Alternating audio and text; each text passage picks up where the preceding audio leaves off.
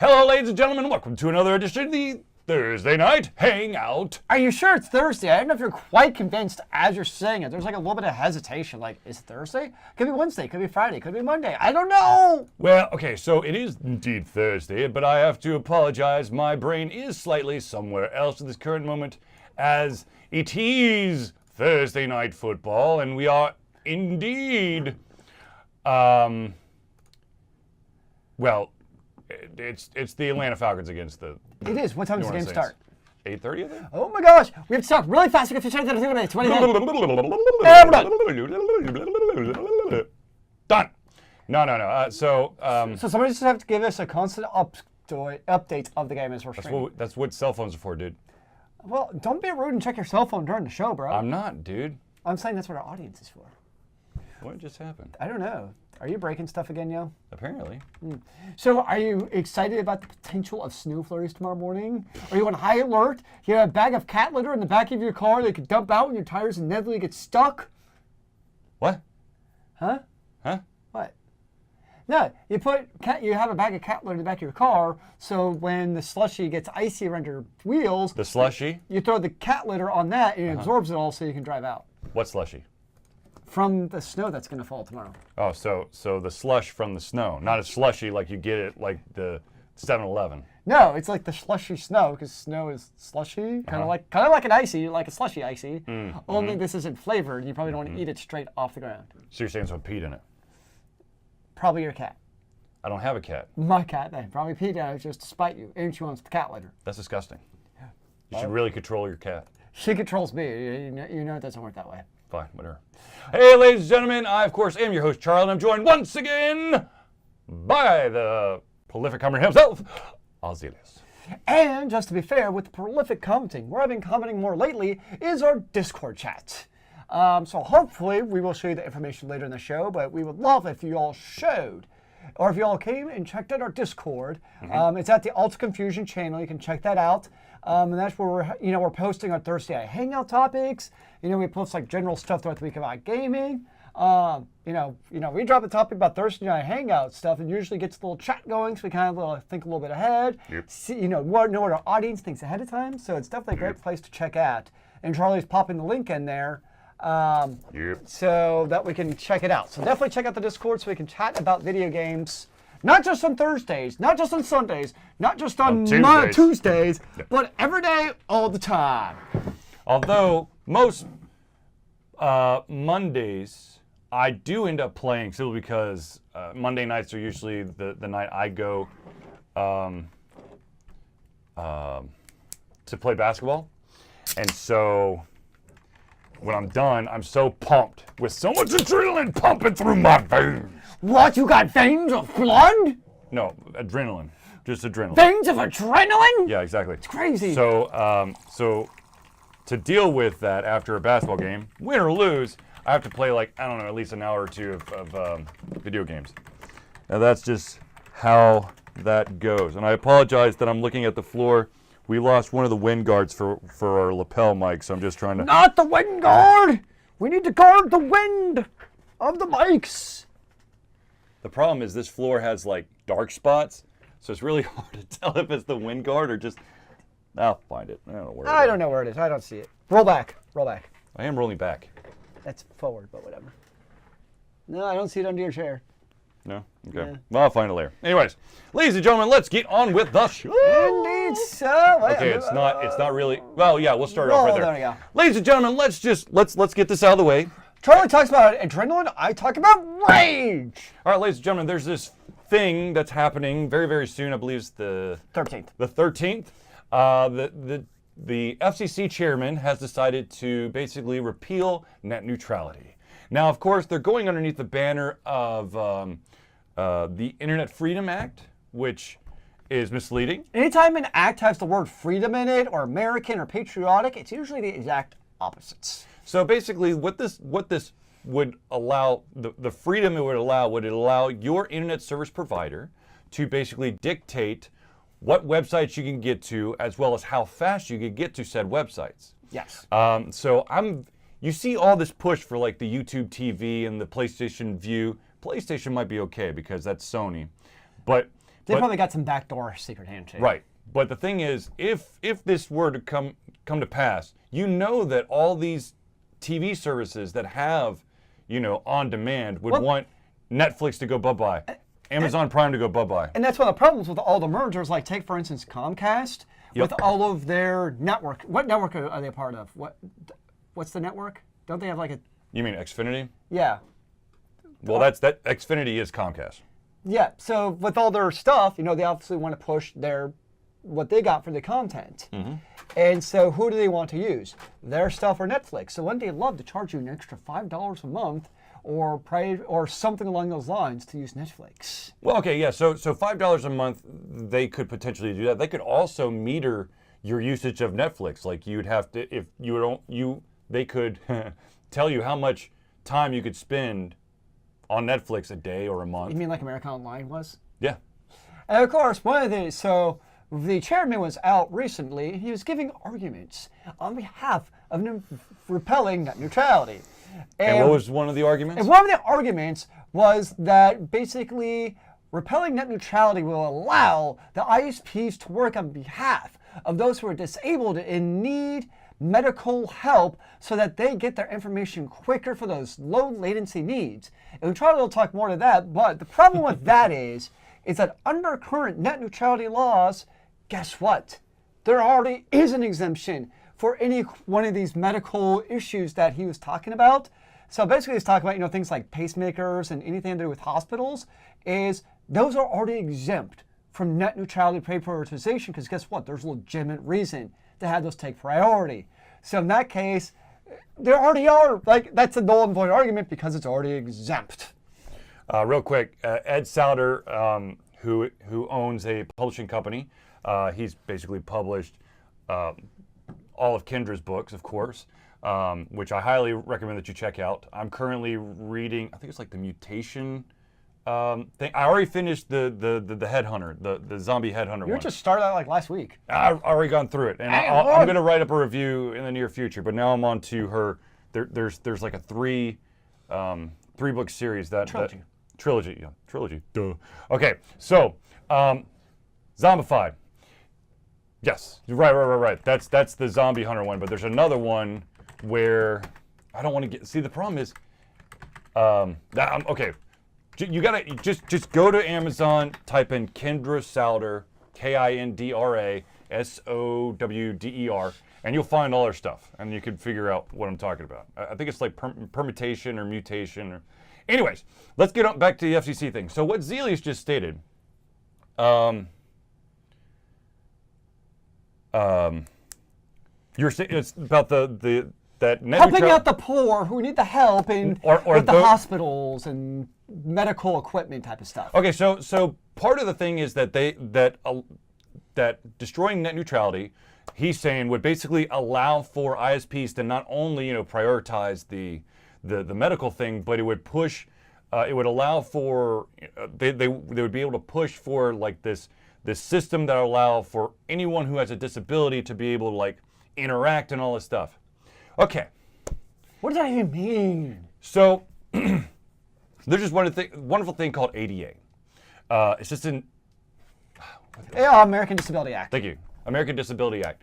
And in that basically states that anything that has even like a hint of government money has to meet these following criteria. Basically, like if you're getting government money, an individual who's in a wheelchair has to be able to access everything in the building, okay? So if you're getting, let's say that you are a university, and of course you're a public university, so you're getting money. That means that if you have a meeting room on the third floor of a building, however, there's only an elevator that goes up to the second floor, you have to literally abandon the third floor. No one's allowed to be up there. Why? Because if someone's up there, and some people can't get up there, then that's it's an unfair disadvantage. Yeah. And so then you can go a little bit further with the internet. If you get, and this is where I really come into, because this is what I look at on a daily basis. There are under the ADA, there's this thing called Section 508. Section 508 states it's basically like an electronic internet type of rules. Videos have to have closed captioning. They have to have closed captioning. On top of that, a website must be able to be successfully navigated via screen reader for individuals who are blind. So the closed caption, of course, is for those who are deaf, blind. They need to be able to navigate an entire site utilizing just Audible. You also have to, individuals with color, that have certain types of color blindness, you have to have enough contrast in there. So for this guy to say, this would allow us to, really create a system where individuals of all types of disabilities would be able to easily interact, that's supposed to already be in place. This is not like, it's not supposed to be new, okay? If it is new, then the Department of Justice would have slapped him into a million pieces by now. Believe me, you want to talk about the DOJ enforcing this 508? Take it. I believe it's MIT. MIT. I'm pretty sure it's MIT. Anyways, MIT basically had this brilliant idea, and it's phenomenal. What they decided to do is they were going to record every single one of their lectures, and they were going to put it up on a website for free for everyone to be able to basically, see what the professor's talking about, learn it without having to be in the classroom. There's one problem. None of those videos had closed captioning, which then meant that any individual who was blind or who didn't have a special ability, basically anyone who's not deaf, was at an advantage, and the deaf people were at a disadvantage. That's a big no-no. In 508, anyone and everyone should be able to access anything and everything that has government money on it. Websites, videos, all that stuff. And it's got to be completely navigable. So I'm not going to go into any details, but basically what this gentleman, this individual is stating is that I don't know what the hell he's saying. Basically, the arguments he's making are already in place. Anything he's arguing is already allowable or doable or whatever word you want to use under the current Title II rubric. Nothing would change. Right. For the better. We'll put it that way. I have no doubt it'll change for the worse, but it's not going to magically. And the problem is he's making this argument where it sounds like the ISPs are going to be all benevolent and work on behalf of these people who need help. Oh, I mean, they're already pulling back. Some of the things that they are pulling back under the FCC already big time is the payments that go towards the ASPs, which we know they all use the way they're supposed to. ISPs. For basically outfitting rural connections and making sure people who are under a certain income threshold have a cheaper access to internet. And they're already pulling back some of those affordability type of things under the current FCC. So basically, so here's how. Oddly enough, I also worked in the telecommunications industry for a bit. So basically what happened, you have an existing footprint. Let's say for Comcast, Verizon, Charter, Quest, whatever your provider is, okay? There's an established footprint. No one can invade that footprint. The only place that you can expand is either you buy a mom and pop shop or you basically merge with another company. That's the only way you expand your footprint. It's regulated, okay? There's no deregulation. It's not like you get to pick and choose what ISP you have. So if the ISPs have if they have all the power where they can dictate what you can and cannot do, it's not like you'd be like, well, screw you, Comcast. I can't go anywhere because they have a monopoly in my region because they're locked in. However, here's something that's actually a little bit more interesting, and that is that AT&T actually has a go-around on this one. They paid a bunch of extra money that basically allows them to pick and choose what neighborhoods they put their stuff into. Where Comcast and Verizon, basically, if you're within that footprint, that means that the lines are set. In government buildings, the installation is free. They outfit it. They don't give them free internet. However, if they, because it's a government building, they'll basically, put all the best lines and all that stuff into it. However, whatever. So, yeah, I know this is dangerous. This is so very dangerous. I can't even tell you how dangerous this is. So what we're trying to do is, oh, I did that one wrong. Okay, so the slide's going to be the same one each time because I didn't screw it. I screwed it up. All right, so there's going to be two web addresses, and Zealeus is going to type both of them in there, and we're going to do it again in a second. There's battleforthenet.com. This is a website where you go to, you put in your information so you can get the your state representative attention. So for me, my state representative is a lady by the name of Karen Handel. So when I went to battleforthenet.com, I typed in the information, and then you type in your phone number, and it automatically basically does a redirect. It calls your number and then automatically calls your representative. And it gives you a little bit of it also provides a little bit of script if you want to. So what I did yesterday is I set it up, got the phone call to then call Karen Handel, and I stated, as one of your constituents, I want you to stop the FCC chairman from scrapping net neutrality, and I want Title II to continue to exist. Because look, if you've got issues with certain companies or the way that companies do stuff on the internet, go after the companies. It's not it's not the internet. It's not.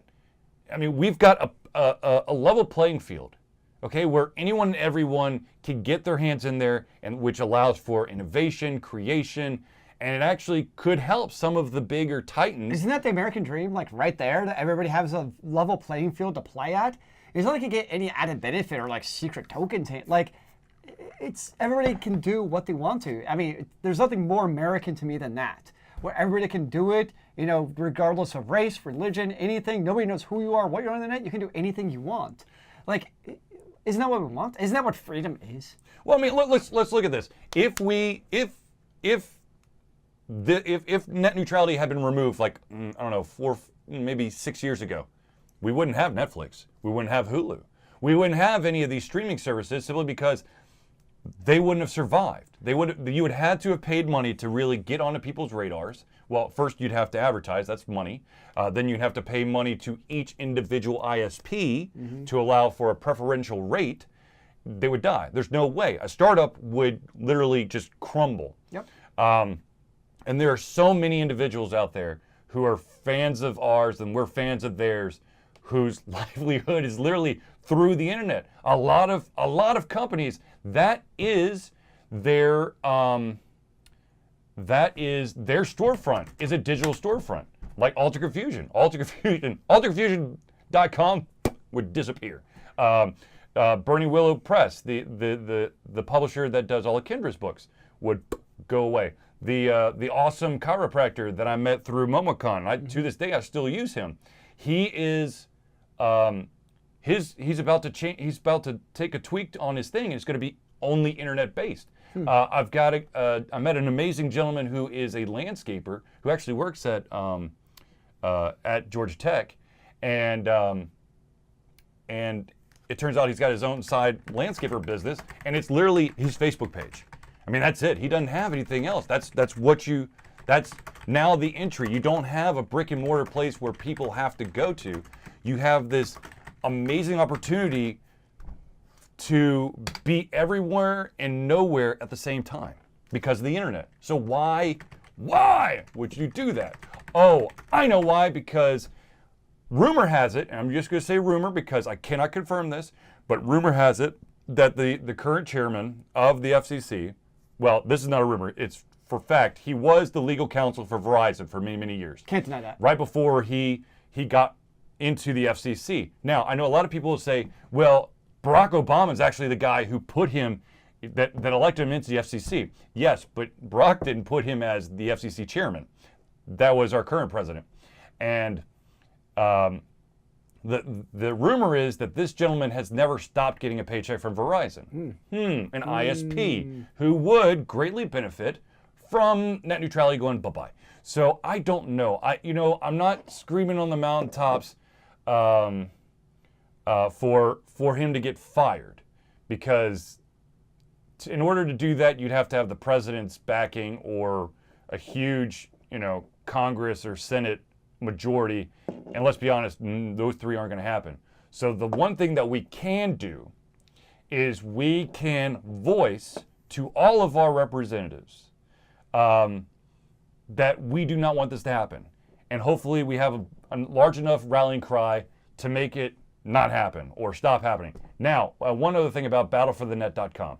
When you go there, if you scroll down, they've also got all of the state representatives of your states. If they have a Twitter account, you click on tweet and it basically pops up your, would you like to post a tweet? And it basically puts out pretext. And of course you could change it up whatever you want to. And I text it on my personal account, not Alter Confusion, but on my personal one, I texted every single Georgia state representative to say either please start listening to your constituents and stop the FCC chairman from removing net neutrality. For those that are actually in support of keeping net neutrality, I said thank you for your hard work and actually listening to your constituents. Like, this shouldn't be, I don't even understand how this is even a partisan issue, to be honest. Like, I don't get how it even falls on the Republican or Democrat side of things. Like, I don't even see the logic behind the politics of why this is a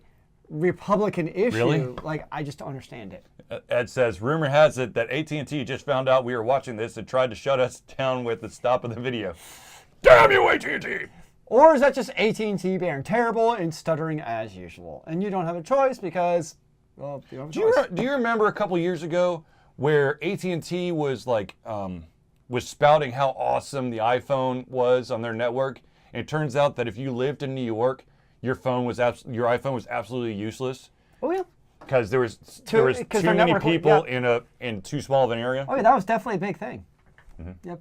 And remember back in the day, you also could not use FaceTime on your iPhone over 3G, over cellular. Yeah. So, people kind of consider Wi-Fi a little bit, cell phones different than your landlines. But that's one very specific example where AT&T clearly did treat FaceTime traffic as being different than other traffic. So AT&T, they had that thing that they posted a couple of weeks ago where it's like, we've never done anything like that before. It's like, you did right here a couple of years ago, not even that long ago, where you very clearly did not allow FaceTime over, cellular. Well, it's because the scene was too low. Well, you didn't never. Ed says, ever notice that the logo looks like the Death Star? Yes. Every day. Yeah. And here's the really tricky thing, okay? So a lot of individuals may or may not know this, but technically Verizon and AT&T and a bunch of other companies out there are the same company. Due to the fact that there's a company out there called Bell. They basically were forced to break up. And so there's a bunch of baby bells out there. AT&T's one, Verizon's. They're all baby bells. So technically they are all the same. However, you have to compete. But wait, that's fake news. Well, that's the crux of the issue, is they can't compete. Like, because there's no, it would be one Which thing is if why there's it's all competition, regulated. but there's no competition. That's the biggest issue. Is there's no competition at all in the arena. Right, because the regulation of the footprint means that technically you can't have the competition. So you're not fighting, you don't have to fight yourself in all the areas. Yeah. All right.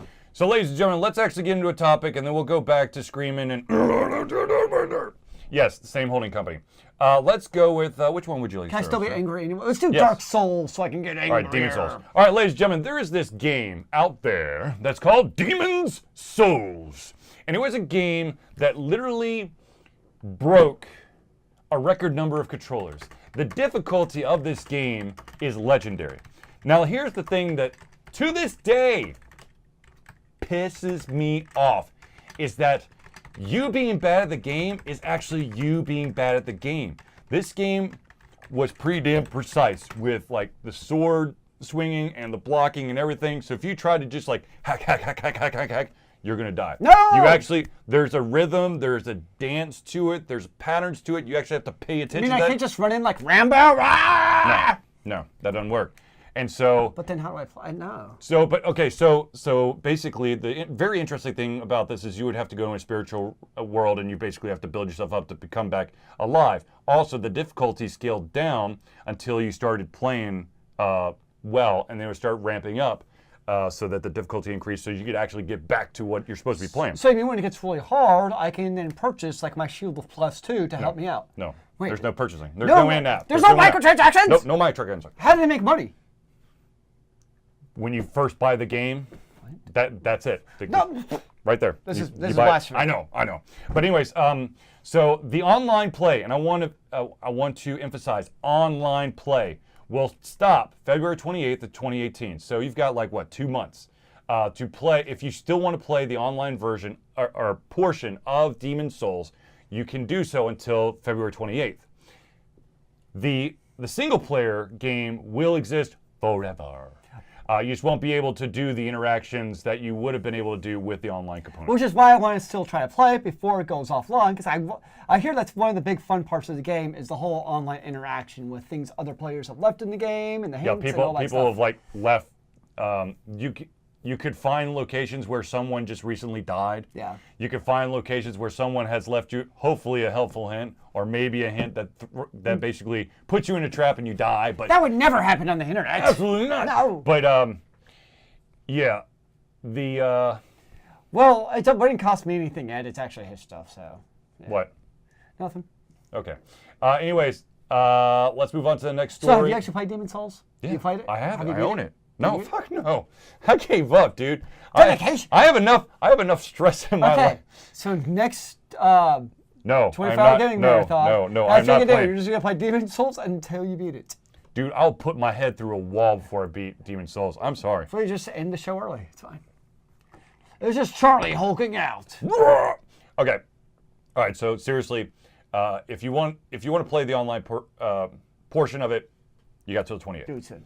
All right. So let's move on to the next one. And I apologize. I'm not actually wearing my contacts for some reason, so I can't actually read this all that well. It's too far away from me, even with my So glasses I'm going to just guess at this. Just quick one. You got it. All right, so, hey, there we go. All right, so ladies and gentlemen, there's a phenomenal convention that Ultra Confusion has been at for, 5-6 years now? I've been to 3. Anyways, been probably 5, I think. Maybe. Anyway, so MomoCon happens every single year in Atlanta, Georgia, and it's been in the Georgia World Congress Center for the past 2 years? I've always gone to the World Congress Center. All right, 3 years then? Yeah. Yeah. That's the only place That's I've right, been yeah, for 3 years. MomoCon. Okay, so it's an amazing convention. Now, I know, MomoCon started off as a very, very small anime convention, actually on the campus of Georgia Tech, and it's basically has blown up. It's easily the second biggest convention in Atlanta. Wouldn't you say? Yeah, right behind DragonCon. DragonCon, yes. But the best thing about MomoCon though is it's in one place. It's centralized. You're not having to walk from hotel to hotel to hotel to hotel. MomoCon is now more of a general fandom convention. There's still a lot of emphasis, of course, on the anime, on voice acting, but there is more of a gaming presence there. Ultra Confusion has been I don't know if we've been the only one, but we're close to one of the only media outlets that actually try to interview all the independent developers that are there, because there's an indie game section. Hopefully it's placed a little bit better this year than it was last year. They still haven't been able to get that placement right. No, they haven't. But Ultra Confusion, at the end of the day, we want to support the independent creators out there. We want the people who you can tell have put their blood, sweat, and tears into a product to have some sort of voice. And our best way to do that is to do interviews, post it online, and then they can spread it, the interview out. We can spread it, their friends can spread it, and so it just kind of, once it starts, it's a snowball effect, snowball effect, just kind of keeps growing. So this coming year is going to be May 24th through the 27th. We're going to have a fan table. I just requested my media credentials. I believe it opened up yesterday. And And also, we've submitted 2 panels. Video Games Today, and I really don't remember what the second one was, but it's not the destruction of the game industry. Because we had to change the title so they actually accept the second one this year. Yep. Yeah. So that was a small little fiasco. Well, it wasn't really a fiasco. It was just something we found out last year. Like, oh, they're just more of the same title over and over. So, momocon.org. MOMOCON. Is it org or com? Probably com, I would think. Well, let's find out. Type it in, sir. Just put momocon. .com. Just .com. Yes, .com. So go check it out if you want to. Tickets are on sale now. Of course, we'll be there, so come see us. It's a centralized location. It's very easy to get on public transit. There's a food court literally on the other side. I mean, it's a good convention. It's a phenomenal convention. I love this convention. It's one of my favorite conventions to go to every single year. So come to MomoCon and see us. All right, let's move on to the next one. Mr. Tap, Tap, Tap, Tap, Taparoo. You can move. All right, so let's go with Sabrina, the Teenage Witch. What? A darker version of Sabrina, the Teenage Witch is coming to Netflix. So, as many of you might remember, there was a lovely show with Melissa Joan Hart on it as Sabrina, the Teenage Witch. A blonde-haired girl who is always getting into kooky trouble with the help of her 2 aunts and her cat Salem, who is actually a very evil sorcerer who's trapped in. There's a cat in the show? In the body of a cat, so that he couldn't do what he did bad. Let's be fair. Cats, by definition, are evil, so it kind of works. So here's the deal. They are demons. So this is not going to be the Melissa Joan Hart version. This is actually going to be more like the comic book version, which. So basically, you can see occultism, more like supernatural drama, emphasis on Sabrina having to wrestle with her power and her morals and her the evil forces. So it's like Supernatural? Kind of. So it sounds like Supernatural with a chick, which I could live with. Actually, no, I could never get into Supernatural. Supernatural I don't know what it was. Like, I should have been able to watch Supernatural, I just couldn't get into it. Jesus almighty. Dude, that thing's got like 57 seasons. I've only watched It's still going. I've only watched like 5 episodes. It's still going. I think it's actually season 13. Look. Which is way too many. Let me just say, I've never watched a single episode. I'm sure it's awesome, but at some point, you gotta let a show die. But anyways, Sabrina the Teenage Witch is going to be, I believe it's Dark Horse. I think Dark Horse is might have been the comic book publisher for that is Sabrina. a comic book series. Well, I know Dark Horse is one of the comic things. So is a bunch of other stuff. I just couldn't remember which. I think it's Dark Horse stuff. Anyways, let's move on to the next one. Let's do, since we're doing convention shout-outs just a second ago, let's do another one. Ladies and gentlemen, there's a phenomenal convention happening this coming March, 9th through the 11th, in Atlanta, Georgia, called AndoCon. And I am happy to report that Ultra Confusion, of course, will be there, but one of the friends of the show, and an individual that I have interviewed twice, Vincent Baker, the individual behind Other Worlds RPG, as well as Spellslingers, will be a guest at AndoCon. So, awesome. Of course, Craig Campbell would be there, Dave Lupo, and a ton of other people. This is not going to be, this is not a digital gaming convention. This is your analog, like tabletop, card games, board games type of convention. But it is a lot of fun. It is indeed a lot of fun, and I like that I get to play with some indie game developers. So you might be sitting at a table with a guy, and he has this card game or his board game, and like you're beta testing this game, and he'll actually take the feedback that you give to him, because that's why he's doing it there, and implement it in his game. And to see it on his face is like, wait, I didn't think of that combination of those cards when I was making the game, and you just absolutely broke it. Congratulations, dude. So definitely, AndoCon's very fun in that way. I mean, that's where Charlie found out some of these people. That's where we got to be friends with Craig Campbell of Murders and Acquisitions. And Nerdburger Games. Nerdburger Games and Die Laughing. And what am I missing? Capers. Capers, thank you. I was like, I can think of it. It's the 1920s game, but I can't think of the name. So it's definitely very fun. And also for the price, you get, 3 days of nonstop gaming. And they have the indie stuff, and they also have the really popular games right against the wall. Well, I wouldn't say pop. It depends on, because popular is kind of depends on what type of game you play.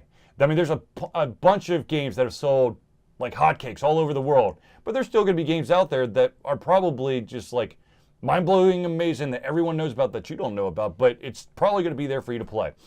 Sam Grizzle asks, which convention do they announce Elder Scrolls 6? None, because they're not doing any more Elder Scrolls for a while now. It's all about the MMO. Because they're putting their effort in ESO as well as focusing in on a VR version of the latest Elder Scrolls. Which could be pretty dang cool if it's done right. Yes, if it's done right. That's a big if. There's always those big ifs out there. All right, so Gazoo time. Thank you, good son. Let's go. Let's do some chatting, open discussion as you would. And here's an interesting question that I was asked. Unfortunately, they did not decide to actually put this in the Discord page. But if you'd like to join the Discord channel, which there is an actual channel for the Thursday Night Hangout topics, you, of course, just sign in there, and then you can be on your way to have an even more intimate interaction with us on not streaming days. So, going back to the, you have to stop typing for a second. Okay. To the discussion topic that I was asked is there such a thing as spoiler alert for remastered games? So let's say that a game, let's say, I'm trying to think of a game off the top of my head that would be, pretty old. So there's individuals out there who probably were not born when this game came out, but now it's getting a remaster.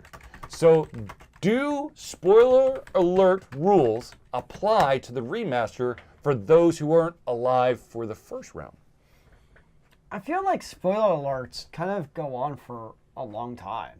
I mean, Is there a life expectancy of spoiler alerts? Is it like for like a TV show? How long do you hold that? For a movie, how long do you do that? Games, how long would you do that? Books, how long would you do that? I personally, for books, I will never give you spoilers. That's what makes it really hard for me to write reviews, because I'm like, oh, I love this part, but I'm like, well, books are timeless. yeah. Those don't really, they age well. For certain things like Star Wars. Mm-hmm. The first three, I think those are pretty well past the statute of limitations as far as spoilers go. You mean the middle three? Well, the first three that came out, how's that? Who won World War II? What happened at the end of Titanic? Nice.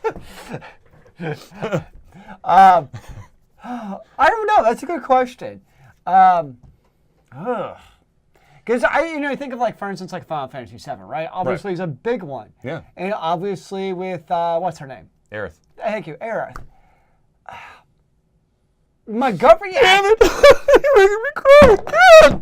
My gut reaction is once the initial game or movie kind of gets to a point where it's kind of common knowledge. Yeah. I don't think you can really have a spoiler for the remastered game at that point. Now, okay, so I how about this? I understand for movies. I personally believe that when the sequel comes out, the spoiler alert rule is over for the original. Okay. Because if it's a continuation, then anything you tell people who may not have seen the first one, well, it's probably gonna be in a flashback in the second one. Okay, so question then. Yes. What about take the Harry Potter series? Okay. With the ending of book 6. Yes. Is that now a spoiler alert once book 7 came out? I'm not going to say it because people may not hear have read it, but is that... Dude, that's got to be... It's... All right, ladies and gentlemen, and you can type this in as well. Are we outside the statute of spoiler alerts on the Harry Potter series by now? In entirety? I mean, seriously, are we... Can we know. discuss all the little secrets in there, or are we still under this like ruling of you shall not discuss these big things that happen? I'm going to go out on a limb here, ladies and gentlemen. Spoiler alert: Voldemort is alive the entire series. He actually becomes Harry Potter. He was actually doppelganger. It was a split personality. If you ain't seen it by now, you probably don't care. It was actually no, not the movie. We're talking the book. It was actually one of his Horcruxes. That Harry Potter's He is the Horcrux. So it works out. Sorry, Surprise! So, anyways, but like in that case, clearly when Book 6 came out, it was clearly a spoiler. But I think once Book 7 came out for the Harry Potter series, I think I can see your point. Open season. Yeah, I think you're right. I definitely agree with that. I can see that. Then we go once again to like. But I think it's also how you disseminate the information. So let's just take, for instance, let's go back to Harry Potter series, right? Let's just say you're looking into it now, you're looking at reviews. I think it's totally taboo where, let's say you write a review for Book 6. Don't say the review for Book 6 what actually happened. Like, say you're doing an Amazon review. I think it goes against the spirit of reviews to write into Book 6 review what happens. Okay, yeah. Because in that case, I'm looking at the review of Book 6 to see is this worthwhile reading. So in that case, I think, yes, it's off limits. So would it be, so the spoiler alert would still apply to like a review of a book, however, personal interactions. I think limitations. Yes. Interesting. I think that's fair. I would say for movies, I still go sequel. With movies. Because the thing is, you're not going to get an immediate sequel to a movie. Hell, even a book, you're not going to get an immediate sequel or next chapter of. So, like Back to the Future. Once the second one came out, the first one, in my opinion, is fair play. Or if you really have the ability to watch every single one of these damn movies, Land Before Time, 1 through 14 now, I think. Are there really spoilers? Like this stuff catastrophic actually happened enough? Littlefoot saves the day. Yeah? Huh? Sure. He and his friends get in some trouble and somehow they weasel their way back out. But seriously, what about remastered games? Or if we're going to talk about remastered games, how about remastered movies? Or new takes on an old movie? I think in the movie, I think it's like when movies are from like the 1950s, then I think the rule spoilers applies. Mainly because people from our generation, let's be honest, they haven't seen the movies from the 50s. So I think that's not part all of us. I mean, I've seen every movie. Like when the what was it, the one, the Magnificent Seven, the one with Denzel Washington? Do I have the right number? 8. Magnificent 8. Oh my God! Land Before Time, 1 through 75. Damn it! Whoa! Guys, remastered boobies, Tomb Raider. No, they became more round. It's remastered roundness. They weren't as pointy. Yes. And they were also reduced. They could poke an eye out. No, I'm going to be totally honest with you. The latest Tomb Raider after that reboot, she's still hella sexy. But, oh my Lord, the emphasis is more on, I never played the original ones, but this one is all about survival. Yes, she's cute, she's sexy, she's got a little bit of a bounce to her bosom. She's in shape, okay? But it's not like she's basically It's not Soul Calibur. The less armor you have, the more you're protected. And I think it also depends on the environment. If I'm talking to you, I know you have not, well, actually, let's go the way around. I've not played Tomb Raider yet. It'd be a pretty douchebag move of you to be like, hey, this is what happens at the end of Tomb Raider. So I think it also depends on your audience. But like, if I'm just at a local gaming, gathering, and we're just talking about Tomb Raider, I think at that point I can talk about it. So, the one of the examples for movies is Ocean's 11, which the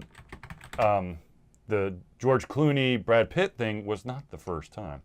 That's actually a remake of when the Rat Pack with Sinatra and Sammy Davis Jr. and all those guys. So, but anyways, I think at the end of the day there is some grounds that still apply for spoiler alerts and don't.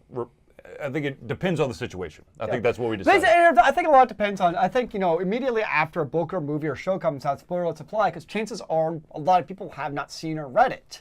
But as time goes on, then you can start to get a feel for when people have read or seen it or watched it. So I think that's kind of why time changes. And same thing with the movie. I think, by the time the second one comes out, it's pretty safe first one has seen it. But if you're a group with people, I think, if you're a group of people, like little kids, it's probably obvious that little kids haven't, kids under age of, let's just say 10, haven't read Harry Potter. You're not going to go yelling out what happens. The hell are you talking about? I've been reading Harry Potter to my kid since he was born. Well, you I should. haven't, but no, I actually started reading him. Well, I haven't done it in a while, but I used to read to him some of the Brian Jacques books, the Redwall series. Like spoiling it, even though it was also done in the 1990s. But anyways, yeah, I just think it's depends on your audience, your medium of how you're giving out the information, and also there are some time, there's certain time gaps that you still have. I mean, if it's old enough that not many people have seen it, then probably spoilers still apply. But I think it's also like, it depends on your age, because kids growing, like, even when I was in high school, like a lot of, I know people did, but a lot of people I knew still hadn't seen Star Wars. Because blasphemy! It's generational, because until the first three came out, it wasn't quite in our forefront. So I think, talk about Luke, who's my father. Whoa, spoiler alerts! I'm Luke's father, dude. No big deal. What? No big deal. Spoiler! What? I don't know. No. Hey. No. Oh, eat a bottle of whipped cream. Just. No, you won't. I could do that on TV. No, I'm not allowing you to do whippets on TV. No, stop. Anyways. I'll do it for money. Oh my God, no. Okay, so let's move on to the next topic, you weirdo. Let us go with this one. All right, ladies and gentlemen, there is always these interesting. Oh, here we go. Real quick, Ed Souter. I say 1 year for a book, 3 months for TV series, 3 to 4 weeks for movies. Video games are completely different. I don't know if I would go 3 to 4 on movies. That's very short. Because how about this? I would say no spoilers until the theater run ends. However, certain movies don't last that long. That's they true. might only last a week. And so spoilers, go bye-bye. No, yeah, I think, 1 year books, 3 months. I would say, okay, so at least 1 year in the books. I'd say once the TV series wraps up, when it becomes available, like the series becomes available either for purchase or for streaming like on Netflix, then spoilers be damned. Well, I think it's also part of the conversation. Like, when I heard people talking about, let's just say Game of Thrones, for instance, I'd walk away from the conversation. Because like, I'm caught up now, but I didn't want to know what actually happened in the parts I hadn't read yet. Like, I'm walking away now. So sometimes if there's a show or something where like, I know I'm going to watch it, I'm going to remove myself from that environment. Or if I'm looking online, like I'm probably not, before I got caught up, I wasn't going to go trolling the Reddit Game of Thrones forum, because guess what? There's going to be spoiler alerts. So I think part of it is also just natural awareness. It's a little bit different than, obviously don't be a dick and be the announcer who the day after Harry Potter Book 6 came out, they announced about Dumbledore. Don't be that guy, obviously. Whoa, what? How Dumbledore's gay? Spoiler alert!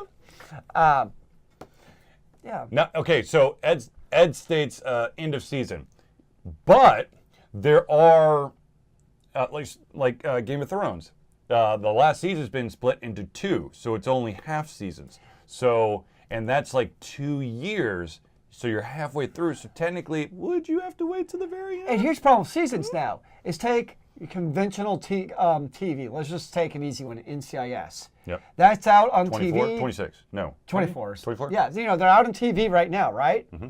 But then it's going to come out in Netflix or Hulu or something else in its entire run, let's just say 2 months down the road. Mm-hmm. So when's the end of the season? Is it the one that's on cable television, which people over 50 watch, or is it the version over here, which all the other people watch because we don't subscribe to I'd actual say cable that when that version comes available, with the cool kids watch it, then spoilers be damned! So what about Punisher? Because Punisher's already been on Netflix for a week. Are spoilers exempt? I say so. Okay. If you can't binge some Netflix that you want to watch, that's on your own fault. Binge it, damn it! Anyway, so spoilers. Okay, so let's move on to the next one. This one is it's kind of a preferential one. I just want to know.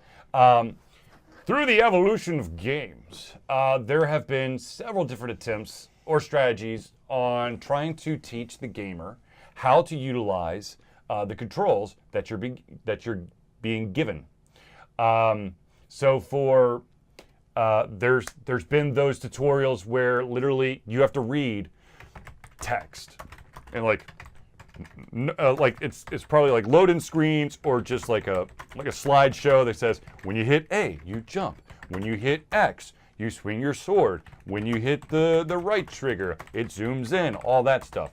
There's also games out there where the tutorial consists of you basically walking through a simple point A to point B place where you basically once you get to the next type of interactivity, like they'll teach you how to walk. So use the left analog stick to move this way or this way. Or what Halo does a lot is when you wake up from a cryogenic freeze, you're stuck in the tube. It says we have to check your vital signs and make sure that you're okay. And so technically you're locked in place. It's like what we need for you to do to test is we want you to look at all the lights. So you got to move your head with the right analog, and so it makes you move and all that stuff. So so it's interactive, and then of course once you understand or at least done it once, then ta-da, that's it. I mean, you of course can like pause the game and then look at the controller layout if you need to, if you took a break or maybe you forgot something or maybe you want to tweak something. But then there's also those games out there that literally just throw you into the deep end, and you just have to either go do it on your own by going into the settings menu, go through the controls to see if there's an actual control scheme. Sometimes it's laid out better than others, but at the same time, it could be dangerous. It could turn off gamers. So ladies and gentlemen, what is your favorite version of tutorial, even if it's one that I haven't named? I personally like the ones where it's interactive, where I don't have to constantly do it over and over and over again, but the first time I do something, it tells me this is how you do it. I think that's the most straightforward. And the thing is, I want to preface it though. When I get into when I get to that location where I'm going to need it, I don't want like a quick pause with a box up there that you have to hit accept and then do it. No. I wanted to immediately go, text while I'm moving around that basically triggers once I'm near something that I have to jump or I have to lift for the first time. I honestly don't really think about it a whole lot. Usually the interactive one probably makes the most sense to me. The problem I run into these games with tutorials is I just forget the damn tutorial. The first thing that comes to mind is the tutorial from frickin' Devil May Cry 4. Great game, phenomenal graphics, looks cool, great scenery, but when the controls get so damn complicated, I have to go back and look at the control screen like every 10 minutes, I just give up. Come on, man, to do the moves that you need to do in order to kill the monster, you gotta go AX, B, B, Y, up, down, B, B, Y. There's a reason I don't play fighter games. I like those kind of games where it's like, I don't just need a tutorial. I need to be like a piano player and like be able to memorize like an entire sonnet of moves. That's just not Forget that, dude. You just get a printout of all the moves. God. Get an unplugged controller, lock yourself in a room, so you get like sensory deprivation, and just repeat over and over and over and over. And then you go to the game, and you'll be so fucking confused you can't even navigate the menu because all you know are the moves. You know what actually really annoys me about games tutorials? What's that? That most of the time they don't have a way to redo the tutorial easily, short of starting a new game. Because what really does end up happening between a lot of these games, it is not uncommon. Like right now, I'm in the middle of robotics season, so I'm just not playing a lot of video games. But after the season's over, I'm going to be back into tearing up Destiny 2. The problem is, I'm playing about once every week, so I log in on a Saturday night, I'm like, I forgot what the damn controls are. So that's why I want to have like a, just a quick tutorial, like pull me into almost like a separate, like little mini stage, like here's the controls. Actually, what's it called, does that really well? Oh my gosh, it's the Blizzard shooter game. Overwatch? Thank you. Overwatch does that. So you can, like, anytime, you can throw up the tutorial and it'll bring you straight through the beginning against tutorial But it's like anytime you want. Smite and Paladins do it as well. I mean, for these like free-to-play games where you want to be able to, it's free-to-play, so you got to be able to allow for a quick re-entry into the game. I'll take it a step further. I don't like games that, once you've done the tutorial, it's gone, you don't get it. But how about this? There are certain games out there that, let's say that I'm playing a game. It's a long ass game with lots of like control buttons and all that stuff. And it allows me to do save games. And I say, dude, you need to check out this game. And I hand you the controller. You start a new game. However, the game registers that this game's already been played. Therefore, it skips the tutorial. And there's no way to give it back. That is a pain in the ass. Because I personally think, or the reverse. Let's say that you played a game, you're playing a game, and you royally screw up, and you say, "Screw it! I'm just going to start from the beginning," and you restart, and you have to go through the tutorial, and there's no way to skip said tutorial. Especially some of the tutorials are like really long. Yeah, it's like long way. Like I know, I do this and this to do that, and just to make it worse, it's usually those damn games that have like the pop-up buttons that you have to confirm to go to the next thing. You're just like, oh no! Especially for like the story-driven ones, where it's not even like, press XYZ, it's you must go pick up the goblet. You must place the goblet here. It's like trying to sort of interfere with everything. Push X to pick up goblet. Now utilize the left analog stick to go over to the pedestal. Push X again to drop it. I already know! Damn it! So, anyways, I will always prefer the interactive tutorial. With like Overwatch and Smite and Paladins, there's an optional tutorial that you could do, or you could go straight into the game. Now, here's a question I wonder if those. Yeah. So let's just take a regular single-player game. Let's just go back to. Let's just take Dark Souls, for instance, right? Yep. Chances are, I know there's always the exceptions. Chances are you beat Dark Souls for that like gameplay one, you're probably not going to come back to it in 6 months and pick up where you were. That's just the chances are. Probably.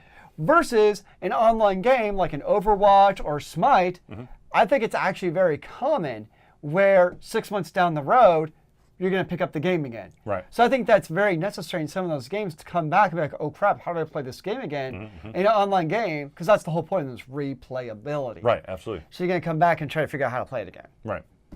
It would be like you got through Heavy Rain and you're so emotionally torn by the results of said Heavy Rain that you need to take 4 or 5, maybe 6 months off before you attempt it again.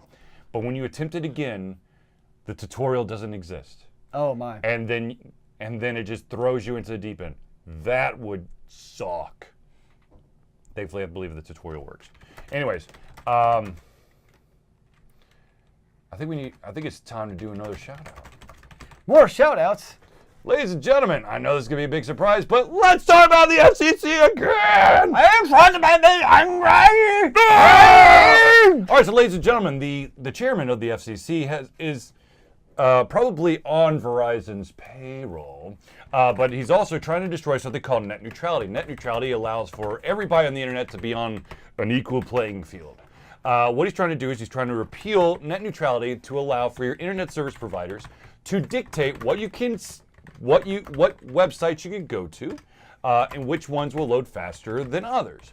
And so that would probably kill the vast majority of companies out there that utilize the internet as their storefront. They don't have a brick and mortar store, so they don't have anything to fall back onto, and they'd have to pay each individual ISP in order to get a preferential treatment. That's just not possible for small to medium-sized companies. So they would disappear. The other thing is you're looking at a bunch of companies that have become standard now, like Netflix and Hulu, that are probably in certain could potentially be in trouble. I know that YouTube is definitely in is being focused on. Not only because of the YouTube TV thing and the YouTube Red thing, but also there are individuals who post, they basically, the ISPs don't even want any videos outside of what they control to be available online. Mm-hmm. So what you can do is, first off, you go to the website gofccyourself.com. And from there, it will take you directly to the FCC, oh my God, petition that you need to sign. You put all your residents, everyone who's in your household, you put their names on there, and then you say, I do not, as an American citizen, I do not stand for the destruction of net neutrality, and I wish to keep Title II intact. Okay? You do that. Then you go to battleforthenet.com. On that website, you put in your information, and it basically tells you who your state representative is. From there, you'll be able to send them an email, and then you can also call. Oh yeah, porn sites would die. I'm surprised they're not more up in arms about this. I'm actually because they would be the first to be shut down. True, but they're all like shady places that some actual legitimate porn places finally they're not gonna steal my shit. But go to battleforthenet.com. There's got a script that you can email to your state representative, and then there's a system that basically calls your phone, and once you pick up, it immediately calls your state representative's phone in DC, and you can tell them that as a constituent of this representative, you are opposed to the FCC chairman removing or destroying or repealing net neutrality. Also, you are a strong advocate and supporter for the continuation of Title II. You do that, then you scroll down the page until you get to the Twitter parts, and it basically tells you the individuals who are from your state who are undecided, the individuals in your state who are for the repeal, and individuals of the state that are for continuing to have net neutrality.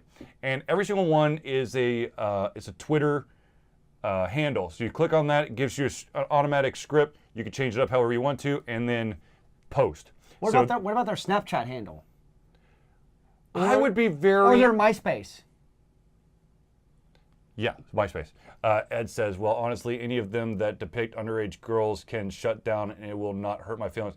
But actually, they shouldn't exist at all, because that's technically, that's a violation, and that's a federal law, and doesn't matter if you, I'm sure that I'm sure it's one of those deals where you shut down this site and a new one pops up, but you have to report. You've got to do something about it, because that's exploitation to the 98 bajillionth degree, and I definitely wouldn't stand for that. Agreed. Yeah, even supporting net neutrality doesn't mean that you support anything that'd be illegal on the internet, such as what Ed is saying, which I'm sure underage pornography. However, I'm sure the FCC chairman is going, well, because net neutrality's here, individuals won't be able to get jobs as well as if net neutrality didn't exist. Stop spouting bullshit. Pretty much. Ladies and gentlemen. They won't have the freedom to freely browse the internet free of the government's freedom fingers, man. And be a patriot of freedom. Caw-caw! I'm an eagle! Okay, so seriously, please. The beautiful thing about Battle for the Net, Battle for the Internet, what did I say it was? I always get the two mixed up. Anyways. Battling. Raise your battle cry. That website, go there, and you can go there every single day. every single day. And you can call your representative over and over and over again, once a day. Just please don't, you don't want to spam the shit out of them because there's other people that are trying to get to them as well. You can also tweet all those individuals every single day. And hopefully you could tell others to do it as well. Hell, I texted almost everybody in my damn phone that said, hey, it's great catching up with you, but while I'm texting you, if you could do me a favor and call your state representative to tell them that you are against what the FCC chairman's doing to repeal net neutrality, and also that you would like the continuation of Title II. I could show you, I've got like 20 different text messages with that on it. So seriously, get it done. This is something that if it actually happens, I don't want it to be too late, okay? We don't need, a situation where once it's done, people are like, oh, that's what it was for. Can we have a redo? There's no such thing as a redo in this situation. There'll never be. There's no save point or spawn point or checkpoint that you can hit that allows you to redo this. If you allow for the FCC chairman to do this, to repeal net neutrality, we're fucked. Mm-hmm. I mean, that's it.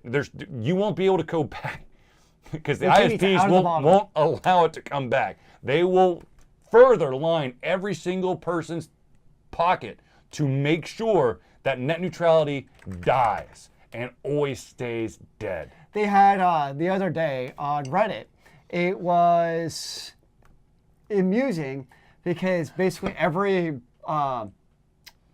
story was basically like your congressman or senator was purchased for this amount of money. And it had the amount of money for people who were for repelling net neutrality, and it had how much. Of course, what did they all have in common? Being donated money by the ISPs was a very common theme. Imagine that. Wait, Ed, who? Okay, you say you have to send DMCA notices for what? Places hosting the books. Oh, right. Because he was pointing out about Pirate Bay or torrents in general. Right. And okay, how that stuff gets hosted, and that's as we're kind of saying is, I have no issue.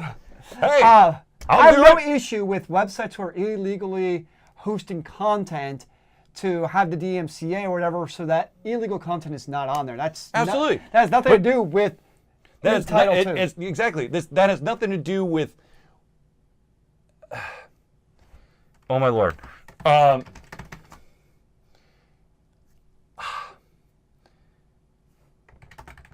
You can clean up the internet. Please clean up the internet. Help report individuals. Do the DMCA's. Do the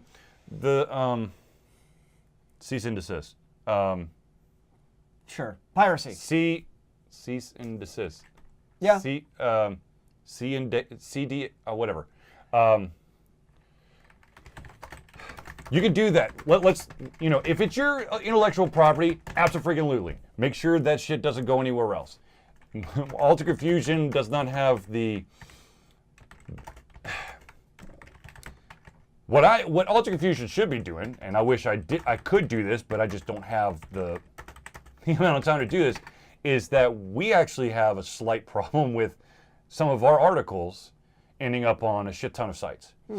And then, of course, our stuff being removed with like a small little link back that's like hidden in an empty bracket or something. But yeah. Look, I've got no problem with individuals trying to protect their own stuff, but allow for every individual to have an equal opportunity to have their stuff there. C and D's. Cease and desist. Yep. Which I've had. Not a DNR. One of them. I had one C&Ds. Was that right? I gave you one. No, you didn't, you moron. But anyways, let's go. Let's talk about happy things. All right, so ladies and gentlemen, there's a phenomenal thing called Patreon. Patreon is a system that allows for you, the fans, the friends, the supporters of Alter Confusion, to donate on a monthly basis. Now that money can range anywhere from like $1 all the way up to whatever you feel comfortable donating per month. I know that on the Patreon website, there really isn't all these different tiers. The reason why there aren't any tiers is that I would like to work with every individual who's donating to give them something special. I don't want to say, if you pay $5, you get this. Because the fact of the matter is anyone and everyone is different, okay? So if there's something that you like about Ultra Confusion that maybe you want to have, you know, if you're doing a monthly donation, you'd like to have, I don't know, well, I'm just going to go with something that happened at Big Fan of Greenville. If you like some of my doodles on the note cards, then I'll give you that. If you want random video games that I'll never play again, that I'm just going to throw away, we could set something up and I'll give you that. Because I have a shit ton of video games sitting in a box over there that I don't know what the hell I'm going to do with. But if you want a signed Mountain Dew can from me or Zealeus. Or if you want Charlie's signed chest. I'm not mailing my chest. The thing, the thing, at the end of the day, the thing is, we would love your support. Your support means the world to us because it allows us to continue to do what we're doing. It also allows us the opportunity to go to conventions. Thanks to the individuals that have supported us this past year, we were able to finance our trip to Big Phantom Greenville. Unfortunately, I was the only one to go to Big Phantom Greenville, but at the same, why would I want to sign Mountain Dew can? Because You'd it be has surprised. Charlie's or my signature. You'd be surprised. just It happened at that Con cool. Carolina.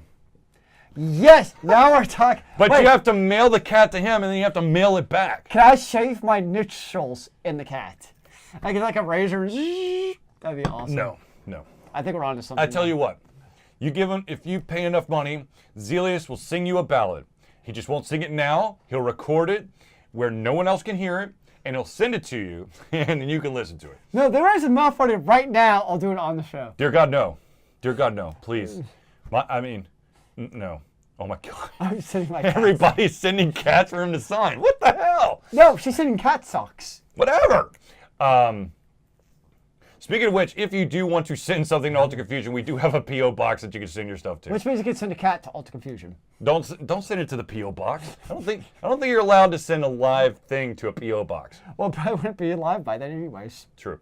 But okay, so seriously, if you're able to do it, it would be phenomenal for your monthly support. If you feel that you want to do a financial donation, but you only want to do a one-time donation, there is the ability to just do a one-time. It's called Donate Now button. It's a PayPal account that goes straight to Ultra Confusion.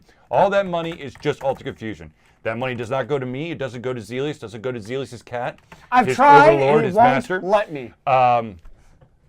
But it's for, you know, maybe enhancing the webcam or the lighting or the backdrop, or simply just, you know, paying the electric bill for the conventions, because it's like usually 75 to 128 per convention. It's not cheap. No, It costs a few Mountain Dews. more than a few, like a pallet. Ooh, more. I need pallets of Mountain Dew. Pallet of Mountain Dew. That sounds glorious. Except not the holiday mix. That shit is crap. You want the real thing? It's not You do it authentic. Charlie way. We gotta have Charlie Dew. Seriously. Charlie Dew. Charlie too. I think we're Seriously, yes. okay. I went on this tangent before. I'm going to do it one more time. At least one more time. Maybe, I don't know.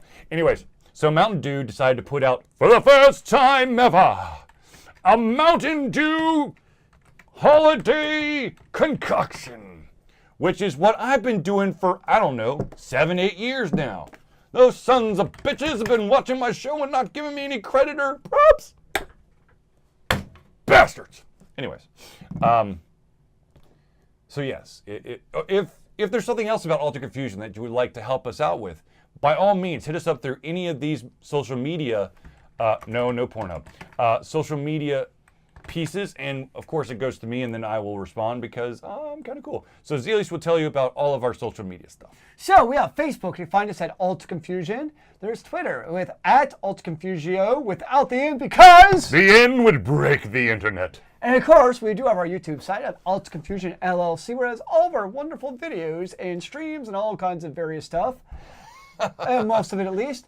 And then there is Twitch.tv, which hopefully you're watching us on live right now. And of course, if you are watching us Twitch, make sure you hit the little heart and subscribe to us to make sure you are getting our updates to see when we're streaming and all that fun stuff. And of course, also the easiest way is just go to our website at www.altsconfusion.com, or do what I do when I just Google the shit out of everything, because I never type in URLs anymore. So I just go to Google and type whatever I'm looking for. And as we mentioned earlier, we also, is it still? Yep. And if you want to join our Discord, join there where we're trying to post our stuff like, Thursday night Hangout topics, just various random crap throughout the week.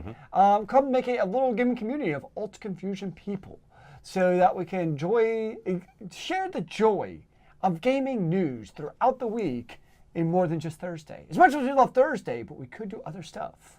And according to Nudge, we know for a fact that the Discord is amazing. So help it make it more amazing. So real quick, Ed states, as much of that stuff as you drink, you should be sponsored by PepsiCo. I should. However, the reason why I'm not is because I've been giving them free advertisement for 6 years. So why the hell should they pay me now? Which is really sad and makes me super duper sad. So what you're saying is you switch to Coke so that Pepsi will pay us to go back to Mountain Dew. I gave up Mountain Dew for like 2 months. This is true. And it wasn't like it, Anyways, so ladies and gentlemen, I do thank you. I don't have the mouse. I got it right here. I do want to thank everyone for tuning into the Alt Confusion Thursday Night Hangout. It's been a pleasure to talk to you about all these different topics. And remember that every single time that you have anytime that you have a topic that you'd like for us to discuss on the Thursday night show, of course, you can hit us up through any of these social media means. You can also join our Discord channel. There's a channel specifically for Thursday night Hangout topics. And then we will try to get as many as possible into our show. If there's like a conversation you want to have that doesn't have to do with the show, you can always hit us up through any of these. This is for you. We want to create an environment to basically open up the door to individuals of like minds to let us talk and converse and come up with amazing things that only are possible thanks to you. So, ladies and gentlemen, without further ado, I would like to thank everyone who tuned in and listened to everything coming out of our heads, our mouths, and of course, our hearts. We'll be back next Thursday for another Thursday night hangout. And remember that every Tuesday, Saturday, there's also game streaming happening. You can always drop in the channel, or hell, you may try to tell me that I need to play a new game, and I will put it on my wish list on Steam. Or if you maybe have like a special secret code that I could get the game for free. But anyways, ladies and gentlemen, thank you for tuning in, and we'll see you soon. And remember, kids, keep on gaming in the free world. Amen to that, brother.